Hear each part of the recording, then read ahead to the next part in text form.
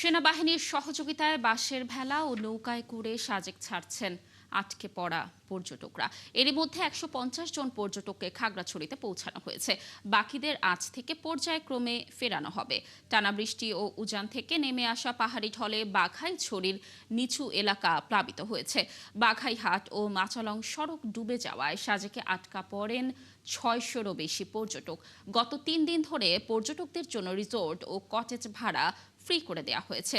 উপজেলা নির্বাহী কর্মকর্তা আমেনা মির্জান জানান, বৃহস্পতিবার সেনাবাহিনীর সহায়তায় আটকে পড়া পর্যটকদের পাঠানো শুরু হয়। তাদের মাচালং বাজার পর্যন্ত এনে বাঁশের ভেলা ও নৌকায় খাগড়াছড়ি পৌঁছে দেওয়া হচ্ছে। এদিকে মারিশা দীঘিনালা সড়কের ৩ কিলোমিটার এলাকায় পাহাড় ধসে সারা দেশের সঙ্গে বাঘাইছড়ি উপজেলা সদরের যান চলাচল বন্ধ রয়েছে। আর বন্যায় পানিবন্দী হয়ে আছে ৩০টি গ্রামের মানুষ।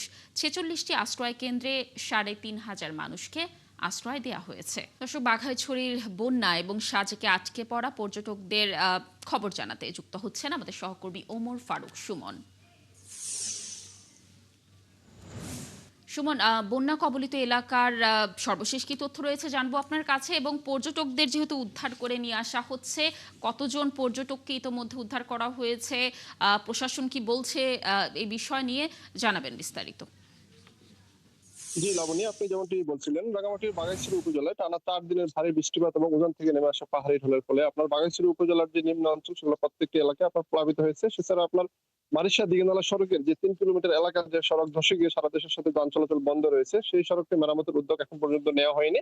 সড়ক জনপথ বিভাগের লোকজনের সাথে আমরা যোগাযোগ করেছি, তারা যেটা আমাদের জানিয়েছেন যে তারা সড়ক ডুবে যাওয়ার কারণে তারা আসতে পারতেছেন না। আরেকটা বিষয় আমি জানিয়ে রাখি লাবণী, আপনার সাজেকে যে ৬০০ পর্যটক আটকা পড়েছিলেন তাদের মধ্যে গতকালকে আপনার বাঁশের ভেলা এবং নৌকা যোগে ১৫০ জনকে আপনার সেনাবাহিনীর সহায়তায় খাগড়াছড়ি পৌঁছানো হয়েছে। এবং আজকে সকালে আমরা যেটা জেনেছি আপনার আজকে সকালেও আপনার সাজেকে আরো প্রায় ৪০০ পর্যটক সেনাবাহিনীর সহায়তায় সে একই উপায়ে আপনার খাগড়াছড়িতে ফিরে গিয়েছেন।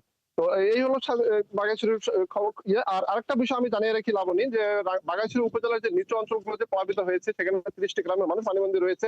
ইতিমধ্যে উপজেলা প্রশাসনের পক্ষ থেকে সেসব এলাকায় আমরা ত্রাণ পৌঁছে দেওয়া হচ্ছে।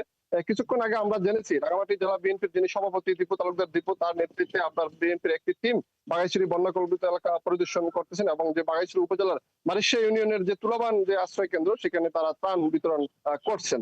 এছাড়াও আপনার বাঘাইছড়ি উপজেলা নির্বাহী কর্মকর্তা আমেনা মার্জান এবং পিআইও যে সুপ্রিয় সাহা, তার সাথে আমার কথা হয়েছে, তারা আমাকে জানিয়েছেন কিছুক্ষণ পূর্বে তারা আপনার এই যে উপজেলার যে লাইল্লাকোনা, বটতলী, উগুলছড়ি যে আশ্রয় কেন্দ্রগুলো রয়েছে সেখানেও তারা ত্রাণ পৌঁছে দিবেন। এছাড়াও আপনার জনপ্রতিনিধিদের সাথে পর্যায়ক্রমে তারা যোগাযোগ করে ক্ষয়ক্ষতি নিরূপণের চেষ্টা করছেন। এছাড়াও আপনার বাঘাইছড়ি উপজেলায় ফসলের এবং মাছের পুকুর প্রায় শতাধিক পুকুর তলিয়ে গিয়েছেন।